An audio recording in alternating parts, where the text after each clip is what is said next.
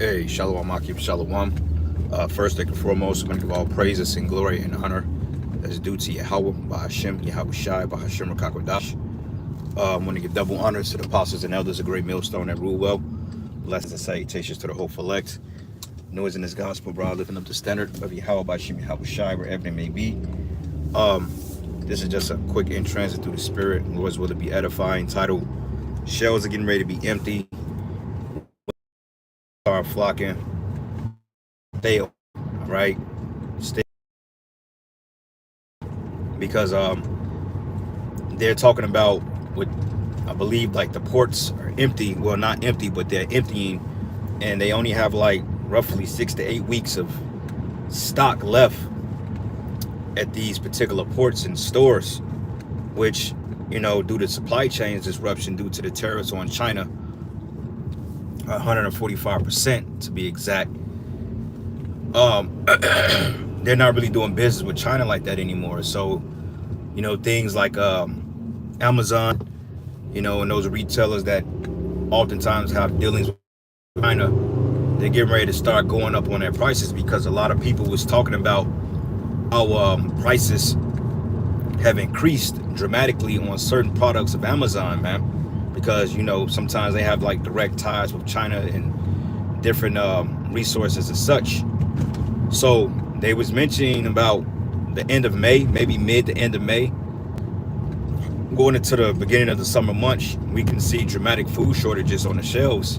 And we know food insecurity in Babylon is one thing of offense, because America, or Babylon the Great, has been known as the land of rest.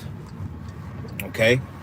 And these people getting ready to realize how good they had it, because when things start to hit the fan and the food and the trucking industries are not moving like that, which I believe they laid off damn near 20,000 people, or they're talking about laying off 20,000 people at UPS.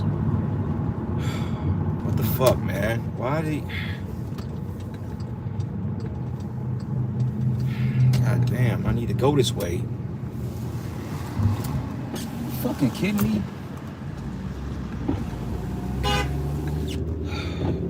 Anyway, man. So anyway, Salakia, man, I need to fucking turn, make a left turn, and I'm finna be late fucking with these people. But anyway, whatever. So they're talking about laying out 20,000 people at UPS, which, you know, UPS is known for delivering parcel to people's homes, whether they order online or whatever, right? So we're all familiar with UPS, FedEx, pretty much the same shit, right? But anyway, with that being said, they're talking about shortages, and that's Satan, man. Salakia kind of threw me out of the spirit, because I needed to make this turn right here where these stupid trucks are at, and it kind of threw me off because I need to go that way. So Salakia, let me hop back in the spirit. But anyway, and that's the spirit that they move, because I need to actually go this way. That's the spirit. But anyway, so going back into the account, China basically is cutting America off, because they like, look, man, we don't have the particular deal that we need in order to keep things moving in the economy, then we're not just gonna fuck with y'all, all right? In America and China, I mean, and Trump is doing a worse ordeal by putting tariffs on a major manufacturer, which 95% of your goods in America is manufactured through China. Okay, this is a known fact. Outsourcing has been the game for the last 25 plus years.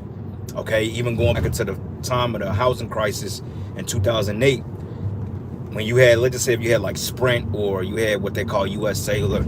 T-Mobile was around at that time, but if you call a retail carrier, what happens is that you'll get somebody from India.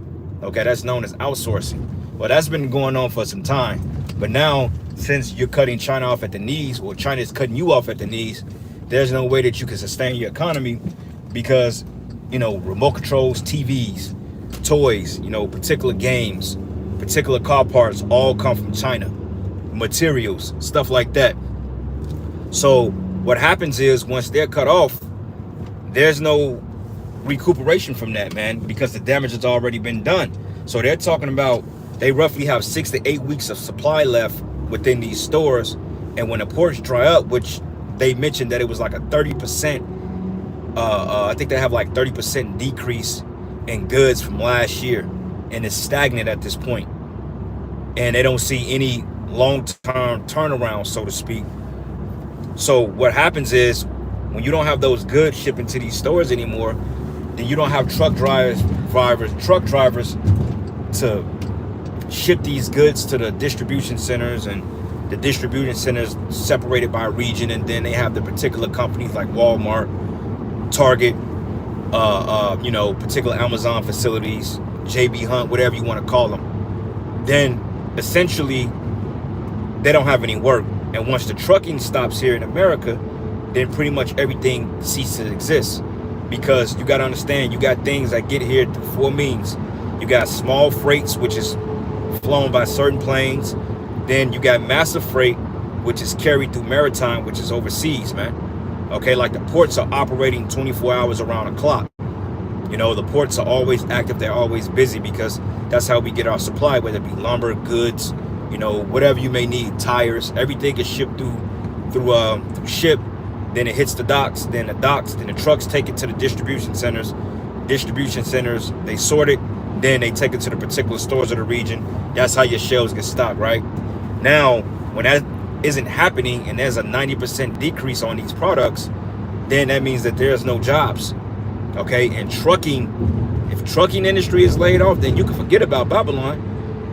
Then you may say, well, you know, we got planes, right? Or not planes, or we have trains. Well, yeah, trains are good, but you can't get everything by train, because what the trains, you ain't gonna have a freight train pulling up in the back of a Walmart, man. You're gonna be unloading like that. That ain't how that works. Okay, the trains go to a certain port or a certain hub, then they will release the goods and a truck will come and transport it. Okay, it's known as traffic. Ezekiel 28, starting at verses 3, 4, it goes into, with thy great wisdom thou hast gotten thee riches, and with thy traffic thou hast gotten wisdom, roughly paraphrasing. And that traffic goes into maritime, man. Okay, trafficking, whether it be humans, products, goods, this is how Esau made his money. So once that particular vein is cut and stripped of blood and nutrients, then the body dies off. So all the trucks you see on the road right now, hey, eventually they're not going to be on the road, because you ain't going to be able to pay this guy right here a certain amount of salary to go down to Atlanta, Georgia to deliver one pallet, and then he has to pay for his own gas. He's not going to make good on his investment. So there go your trucking industry right there. Hell, UPS, heavy around the holiday times, man. Hey, you land out 20,000 people in UPS, that's going to affect a lot of transportation and a lot of packages, man. Because think about Christmas time, Thanksgiving time, and everybody do they shopping for Christmas and all this other shit. What happens when they don't have the product? You know? So people getting ready to lose their minds, man, when they can't get those games, they can't get those particular items that they've been salivating after, when things are not hitting shelves, because China is not fucking with them like that. Okay? And that's all through the spirit. Yahweh Shai said that he would cut the staff of bread in Babylon, man. And this is the way that the Lord is dealing, you know? And then food. Food is a big thing, because most people shop at Walmart because it's pretty cheap. It's fairly reasonable. You can buy in bulk, you know, at Sam's Club, or you go to Costco, you buy in bulk. But what happens is, when you're not getting those products, then it's pretty much a done deal. So people are getting ready to lose it because of food insecurities, because we understand one thing in America, man. Bread and circuses, man. It says keep the people entertained with bread and circus. They will never revolt. But see what happens when you have the circus without the bread? People are going to start to wonder, because they complement one another, man. So if you go to a baseball game, but you got a shortage on hot dog buns, and you can't get the hot dog and the beer you want, then you ain't going to be spending your money at the game. You're going to be pretty much bitter. You know, then you may say, well, we bring our own lunch, our own food.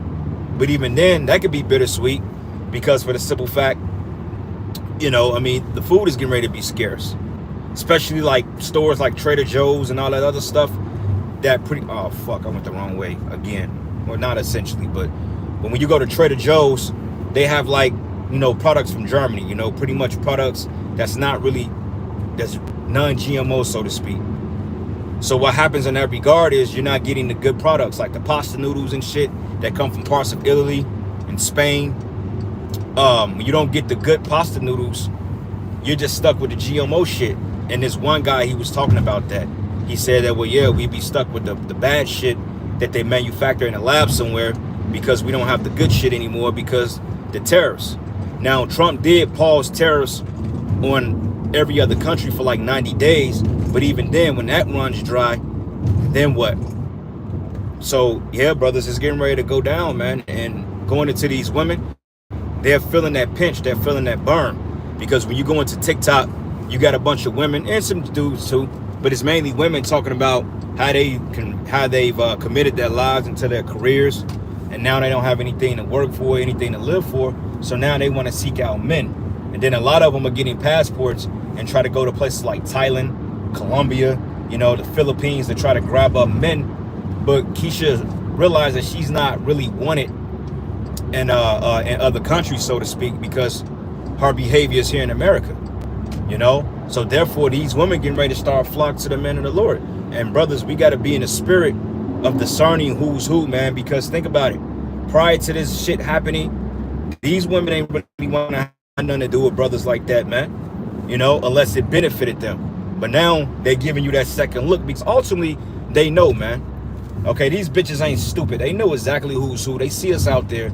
They see us on the YouTube. They see us in the stores. You know, hey, they know. They know, even if they don't know directly, indirectly, they know, like, wait a minute, I've seen this guy before. You know, I remember I was going to this theme park out here one day, and I was pulling up to pay for the ticket so I could go park. It was like two Ethiopian chicks from Sudan, all modest and doll. They're like, I've seen you before. I'm like, where y'all see me from? They said, you was that guy such and such out there preaching and teaching, right? I said, I don't know what the fuck you're talking about. You got the wrong guy. But knowing it was me, but see, they know, man.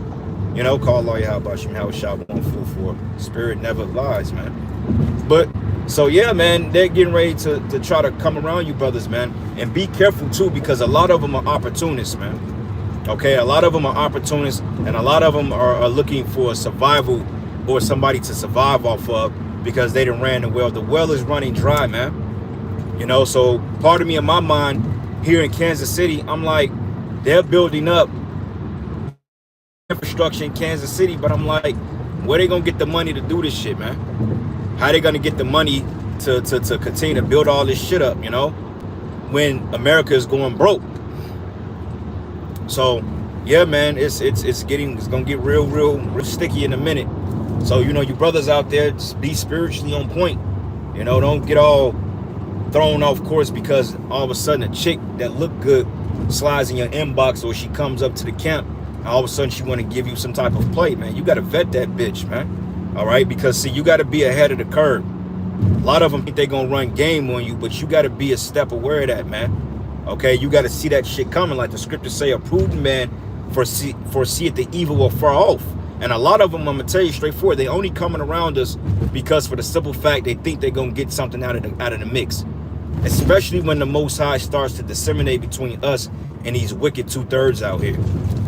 When the Lord finally exalts us and put the ball in our court and we come with that glow, that's when things are going to start be evidently clear, man. Like, wait a minute, these are the men of the Most High.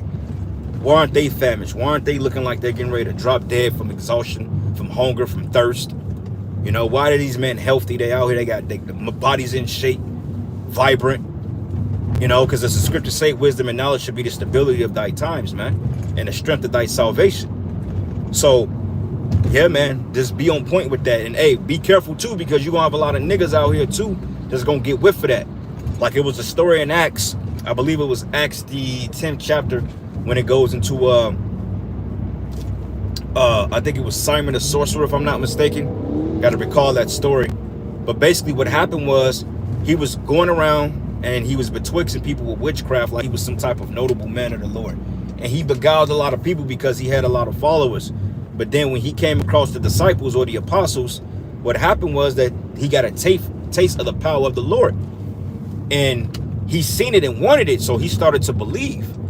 But when he was in the spirit of, well, how did you do that? You know, well, how much money do I got to pay in order to be able to do this miracle? Peter rebuked his ass and cursed him out, you know, and told him that your gift died with you because you think that you could purchase the gift of the Most High with money. And this thing ain't about no money, man. So you got to be careful. You're going to have a lot of dudes hold on. You're gonna have a lot of dudes, a lot of guys that's gonna try to come around us because they're gonna see that the attention is gonna shift to brothers' focus, man. And be careful because you got a lot of envious niggas out here too. You know?